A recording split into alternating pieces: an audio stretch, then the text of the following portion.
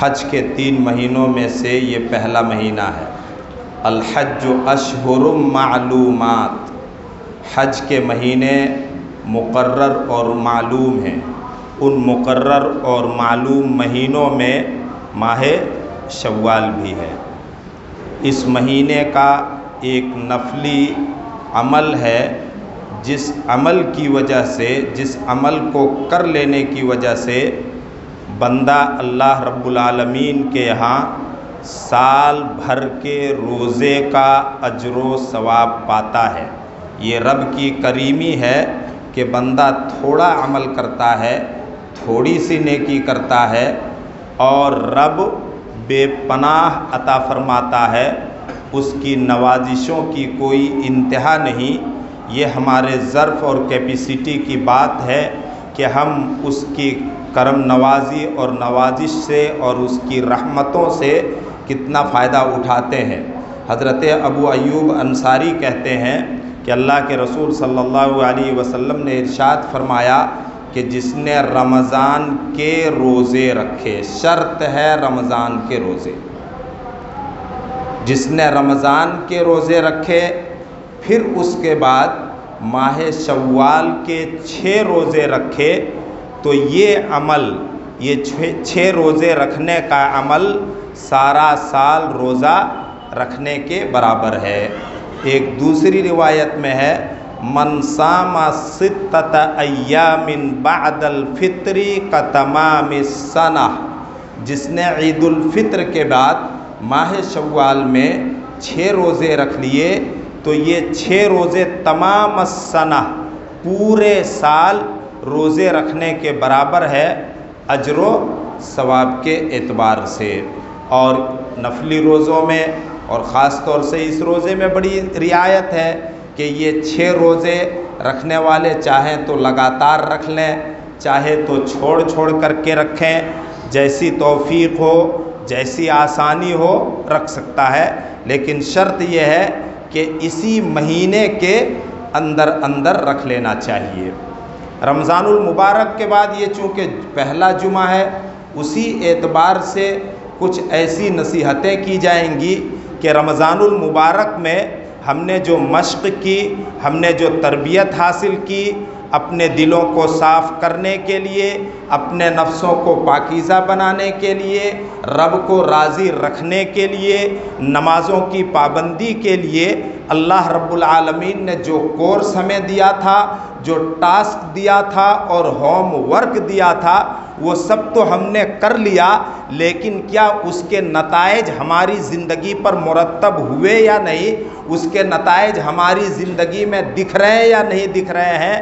اگر نہیں تو پھر غور کرنا چاہیے کہ وہ شیطان جس کو اللہ رب العالمین نے 29 دنوں تک ہماری تربیت کے لیے اور ہماری مشق کے لیے قید کر رکھا تھا، اس شیطان نے 29 دنوں تک آرام نہیں کیا ہے، بلکہ اس نے نئے نئے منصوبے بنا رکھے ہوں گے، نئی پلاننگ کی ہوگی، اور وہ غصے سے باولا ہو رہا ہوگا کہ جیسے ہی ہم کو آزاد کیا جائے گا، عید الفطر کا چاند نظر آنے کے بعد، اور بنی آدم کی جس اولاد کے لیے ہمیں قید کیا گیا، ہم اس کو بہکا کر رہیں گے اور رمضان کی مشقتوں کو برداشت کر کے، اپنے کام کاج کو قربان کر کے، اپنے آرام اور نیند کو قربان کر کے قیام اللیل کا اہتمام کیا، تلاوت قرآن کا اہتمام کیا، جو بڑی بڑی نیکیاں ہیں اپنی جگہ پر، ان نیکیوں کو ہم برباد کر دیں گے۔ یہ اس نے عہد کر رکھا ہے، دھوکے میں نہ رہیں، دھوکے میں نہ رہیں۔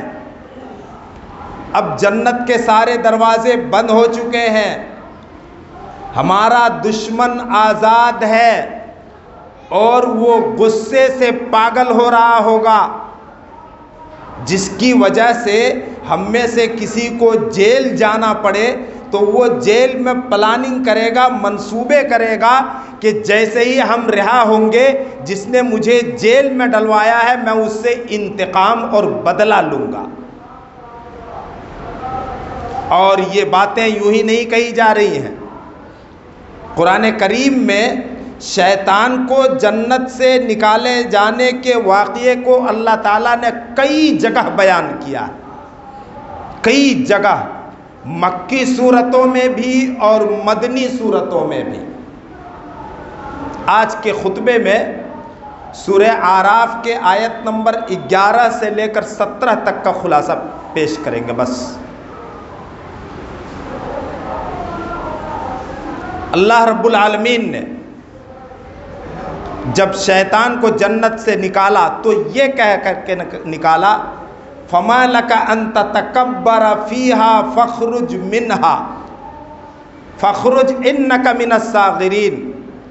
تمہیں یہ کوئی حق نہیں پہنچتا ہے کہ تم یہاں پر تکبر اور بڑائی اور گھمنڈ کرو۔ تکبر اور گھمنڈ اس نے کیا کیا تھا، یہ غور کرنے کی بات ہے۔ تکبر اور گھمنڈ اور بڑائی کرنے والوں کا ٹھکانہ جنت نہیں ہے۔ جس کے دل میں رائی کے برابر بھی گھمنڈ ہوگا وہ جنت میں داخل نہیں ہوگا جب تک کہ وہ اپنی گناہ کی سزا نہیں پالے گا۔ اس نے کیا تکبر کیا تھا؟ اللہ نے ایک حکم دیا تھا کہ آدم کو سجدہ کرو، وہ جانتا تھا اور مان بھی رہا تھا کہ یہ سجدہ کرنا اللہ کا حکم ہے اور سجدہ کرنے میں اللہ کی رضامندی ہے، لیکن اس نے انکار کر دیا، ایک حکم کا انکار کیا تھا۔ ہم بھی جانتے ہیں، رمضانی مسلمان جانتے ہیں، جنہوں نے مسجدوں میں بڑی بھیڑ لگائی اور مسجدوں کو رونق اور خوبصورتی بخشی تھی، وہ جانتے ہیں کہ سجدے میں اللہ کی رضامندی ہے، اللہ کی خوشنودی ہے، اور نماز نہ پڑھنے میں اور سجدہ نہ کرنے میں بڑا گناہ ہے، وہ بھی جانتے ہیں۔ ایک سجدہ نہ کرنے کی وجہ سے، دھیان سے سنیں وہ مسلمان جو رمضان میں صرف نماز کا اہتمام کرتے ہیں، اللہ نے کہا تو نکل جا یہاں سے، تیرے لیے یہ کوئی حق نہیں کہ تم جنت کے اندر گھمنڈ کرو، تو ذلیل اور نیچ ہے۔ سجدہ نہ کرنے کی وجہ سے، اللہ کا حکم نہ ماننے کی وجہ سے اللہ نے اس کو ذلیل اور نیچ کہا۔ اللہ کی نظر میں بے نمازی ذلیل اور نیچ ہوتا ہے۔ اس نے کہا انظرنی الی یوم یبعثون، مجھے مہلت دے دو اے میرے رب قیامت تک کے لیے۔ اللہ نے کہا جا تمہیں مہلت مل گئی۔ اب اس نے اللہ کی قسم کھا کر کے کہا لَأَقْعُدَنَّ لَهُمْ عَلَى صِرَاطِكَ الْمُسْتَقِيمِ، کہ جس آدم کے لیے تو نے مجھے ذلیل کیا، ذلیل ٹھہرایا، نیچ ٹھہرایا اور جنت سے نکالا، اس آدم کی اولاد کو بہکانے کے لیے میں تیرے صراط مستقیم اور سیدھی راہ پر بیٹھوں گا۔ وہ بھی جانتا اور مانتا تھا شیطان کہ صراط مستقیم کیا ہے۔ اس نے کہا صراطک المستقیم، تیرا سیدھا راستہ۔ اللہ سے کہا کہ اللہ آپ کا جو سیدھا راستہ ہے اس راستے پر میں بیٹھوں گا۔ اس نے یہ نہیں کہا میں کھڑا رہوں گا، کہا بیٹھا رہوں گا۔ کھڑے رہنے سے آدمی اکتا جاتا، تھک جاتا ہے کہ کتنا کھڑا رہیں، چلو بیٹھا رہوں گا۔ کب تک؟ قیامت تک۔ پھر اس کے بعد ثم لآتینہم،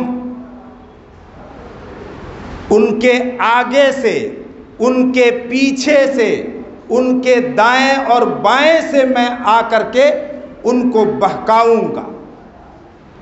آگے سے، پیچھے سے، دائیں سے، بائیں سے، اس کا کیا مطلب ہوا؟ ہر طرح سے میں اس کو بہکاؤں گا۔ اس بہکانے کی پلاننگ کو اس نے رمضان کے 29 دنوں میں قید رہ کر کے اور مضبوط کر لیا ہے، اور نئے نئے طریقے اس نے ایجاد کر لیے ہیں، جس کا اثر ٹھیک عید ہی کے دن سے نظر آنے لگتا ہے۔ اس نے آرام نہیں کیا ہے 29 دن۔ آرام تو ہم غافل مسلمان کرتے ہیں۔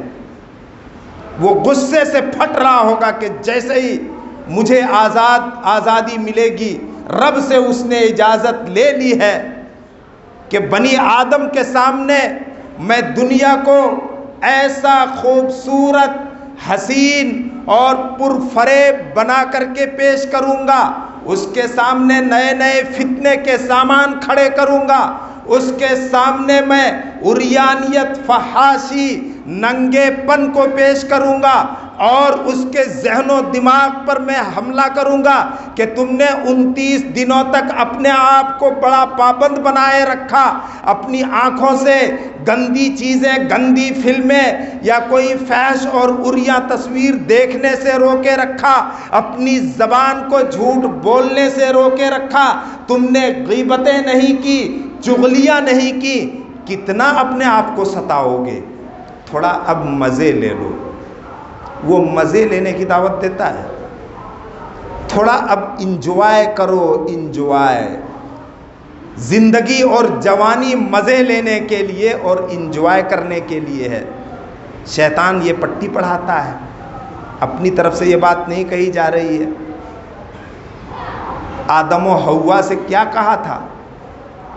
ما نہارکما ربکما عن تلکما الشجرۃ، تمہارے رب نے تم دونوں کو اس پیڑ کا پھل یا پیڑ کھانے اور چکھنے سے اس لیے منع کر دیا ہے تاکہ تمہیں جنت کا عیش و موج اور جنت کی یہ نعمتیں اور جنت کی یہ آشائش اور یہ آرام تمہیں ہمیشہ نہ مل جائے۔ انسان ہمیشہ آرام چاہتا ہے، ہمیشہ عیش و موج چاہتا ہے۔ کون تکلیف چاہے گا؟ کون تنگی چاہے گا؟ کون پریشانی چاہے گا؟ بس اس لیے روکا، کھا لو اس پیڑ کو، ہمیشہ جنت میں رہو گے۔ اور جنت کی زندگی تم دیکھ ہی رہے ہو، تم دونوں کیسی پربہار، پرکیف، پر رونق عیش و مستی کی ہے۔ دونوں نے کھا لیا۔ شیطان یہی دکھاتا ہے، دنیا کو رنگین بنا کر کے پیش کرتا ہے، دنیا کے عارضی اور ختم ہونے والے مفاد اور دنیا کی عارضی اور ختم ہونے والی لذتوں کو شیطان پرفریب بنا کر کے پیش کرتا ہے، اور اس کی اجازت اس نے لے لی ہے۔ اللہ کی مصلحت ہوئی، اللہ نے وعدہ کر رکھا ہے۔ کیا وعدہ کر رکھا ہے؟ وَمَنْ عَمِلَ صَالِحًا مِّن ذَكَرٍ أَوْ أُنثَىٰ وَهُوَ مُؤْمِنٌ فَلَنُحْيِيَنَّهُ حَيَاةً طَيِّبَةً، کہ جو مومن مسلم مرد و عورت اچھا عمل کرے، مومن اور مسلم ہو کر، ایمان والا اور مسلمان ہو کر، ایمان والی اور مسلمان ہو کر اچھا عمل کرے، ہم اس کو بہترین زندگی دنیا میں عطا کریں گے۔ اللہ اکبر۔ پاکیزہ زندگی، عیش کی زندگی، صبر کی زندگی، شکر کی زندگی۔ اگر پریشانی ہے تو صبر کر رہا ہے، جو بڑی عبادت ہے۔ اگر اللہ کی نعمتیں پا رہا ہے، صحت ہے، تندرستی ہے، جوانی ہے، امن و شانتی ہے، کام کاج دھندا چل رہا ہے، مزدوری مل رہی ہے، تو رب کے شکریہ میں 5 وقت وہ اپنی پیشانی کو جھکاتا ہے، تو ایسے بندے کو ہم بہترین زندگی عطا کریں گے۔ اللہ کا وعدہ ہے، اور مرنے کے بعد اس کی نیکیوں کا ہم اچھا سے اچھا بدلہ دیں گے، ایسا بدلہ جس بدلے کو دنیا کی یہ آنکھیں نہیں دیکھ سکتی، کان نہیں سن سکتے، ذہن و دماغ جو سوچنے کے لیے اللہ نے دیا ہے، یہ ذہن و دماغ وہ صلاحیت نہیں رکھتے کہ سوچ سکیں۔ ایسا بدلہ ہوگا۔ شیطان نے کہا، رب سے کیا کہا؟ تیرے سیدھے راستے پر بیٹھ کر کے ان کو بہکاؤں گا، اور وَلَا تَجِدُ أَكْثَرَهُمْ شَاكِرِينَ، یہاں تک 17 آیتیں پوری ہوتی ہیں، جہاں پر آدم یہ اور شیطان کے اس واقعے کو اللہ نے سورہ اعراف میں بیان کیا ہے۔ وَلَا تَجِدُ أَكْثَرَهُمْ شَاكِرِينَ، اے اللہ جس کی وجہ سے جنت سے ہمیں نکال رہے ہو، جس کی وجہ سے ہمیں رمضان کے مہینے میں قید و بند کی زنجیروں میں جکڑ دیتے ہو، ان میں سے اکثر کو، زیادہ تر لوگوں کو تو شکر گزار نہیں پائے گا۔ ناشکرے ہیں وہ لوگ جو رمضان کی تربیت اور مشق سے عارضی فائدہ اٹھاتے ہیں صرف 29 دنوں کے لیے، اور ٹھیک رمضان کے بعد اسلام کا سب سے بڑا فریضہ توحید کے بعد نماز، اس کو بھی ترک کر دیتے ہیں، اس کو بھی ترک کر دیتے ہیں۔ روزے فرض کرنے کے مقاصد لعلکم تتقون، پرہیزگار بنو، ولعلکم تشکرون، شکر گزار بنو، شکر گزار بندے بنو۔ اللہ نے یہ 2 فائدے بتائے ہیں روزے کے سورہ بقرہ میں۔ شیطان ہمارا ازلی دشمن، جس کو اللہ تعالیٰ نے ایک طرح سے پرمٹ اور اجازت دے دیا ہے اور یہ کہہ دیا ہے کہ میرے مخلص اور نیک بندوں پر تمہارا داؤ پیچ نہیں چلے گا، وہ کہہ رہا ہے اللہ سے بنی آدم کو اس ناشکر انسان میں سے اکثر کو تو ناشکرا پائے گا، اور اس سے بڑی ناشکری کیا ہوگی کہ بندہ بے نمازی ہو جائے۔ اللہ اکبر، استغفر اللہ، معاذ اللہ۔ میرے بھائی اور دوستو، ہم نے اپنے میزان عمل کو، نیکیوں کے پلڑے کو نیکیاں کر کے جھکایا ہے۔ آج 5واں دن ہے، اس پلڑے کو ہلکا مت کر لینا، ہلکا مت کر لینا۔ والوزن یومئذ الحق، اس دن ہمارے اعمال تولے جائیں گے اور یہ تولنا برحق ہے، اس پر ایمان رکھو۔ اللہ تعالیٰ نے کہا یہ برحق ہے۔ فمن ثقلت موازینہ، جس کی نیکیوں کا پلڑا بھاری ہوگا، فاولئک ھم المفلحون، وہ لوگ ہوں گے کامیاب۔ نیکیوں پر نیکیاں کرتے رہے، جو اعمال کی قبولیت کی دلیل ہے، نیکیوں پر نیکیاں کرتے رہے۔ نمازیں شروع کی رمضان سے، شوال سے، ترک نہیں کیا، چھوڑا نہیں، بے نمازی نہیں ہو گئے، تو وہ اپنے نیکیوں کے پلڑے کو، کے وزن کو بڑھا رہا۔ فاولئک ھم المفلحون، ایسے لوگ کامیاب ہیں۔ ومن خفت موازینہ فاولئک ھم الخاسرون، اور جو لوگ اپنی نیکیوں کے پلڑے کو ہلکا کر لیں گے۔ ہلکا کیسے کریں گے؟ عمل کا سلسلہ ترک کر دیا، نمازوں کا سلسلہ ترک کر دیا، شیطان کو اپنا فین بنا لیا، شیطان کے بہکاوے میں آ گئے، جس کو اللہ نے انسانوں کا سب سے بڑا دشمن قرآن میں کہا ہے، اور یہ کہا کہ اس کی دشمنی سے چوکنا رہنا، اس کے بہکاوے میں آ گئے، اس کے سبز باغ دکھانے میں آ گئے، اور نیکیاں پلڑے میں نہیں ڈال رہے ہیں، تو نیکیاں برباد ہو جاتی ہے، پلڑا ہلکا ہو جائے گا۔ وَلَا تَكُونُوا كَالَّتِي نَقَضَتْ غَزْلَهَا مِن بَعْدِ قُوَّةٍ أَنْكَاسًا، اس عورت کی طرح نہیں ہو جانا جس نے اپنے سوت اور دھاگے کو محنت کے ساتھ اور بڑی مضبوطی کے ساتھ کاتا، اب کاٹنے کے بعد اس کے ٹکڑے ٹکڑے کر دیے۔ اللہ، ڈور اور دھاگے کو کاٹنے کے بعد اگر ٹکڑے ٹکڑے کر دیا جائے تو مارکیٹ میں وہ بکے گا نہیں، اس کی کوئی قیمت نہیں ہوگی، اگر ہوگی بھی تو آدھی ادھوری قیمت ہوگی۔ یہ مثال دیا اللہ نے سورہ نحل میں ان لوگوں کی جو کچھ دنوں کے لیے اچھے عمل کرتے ہیں، نماز پڑھتے ہیں، پھر چھوڑ دیتے ہیں۔ کس خوش فہمی میں ہیں؟ جو انتظار کرتے ہیں رمضان کا آخری جمعہ آئے گا، پھر قضائے عمری کی ورزش کر لیں گے۔ معاذ اللہ، استغفر اللہ۔ نیکیوں کے ڈور اور دھاگے کو مت توڑو۔ جو ڈور اور دھاگے کو رمضان میں کاٹا اور بانٹا ہے، اس کو قائم رکھو، نیکیوں کے پلڑے کو ہلکا مت کرو، نہیں تو یہی وہ لوگ ہیں جو اپنے آپ کو خسارے میں ڈالیں گے۔ کانوا بآیاتنا یجحدون، کیونکہ یہ ہماری آیتوں کے ساتھ ظلم کرتے تھے، اللہ کے احکام کے ساتھ، آیات احکام اللہ کے آرڈرز،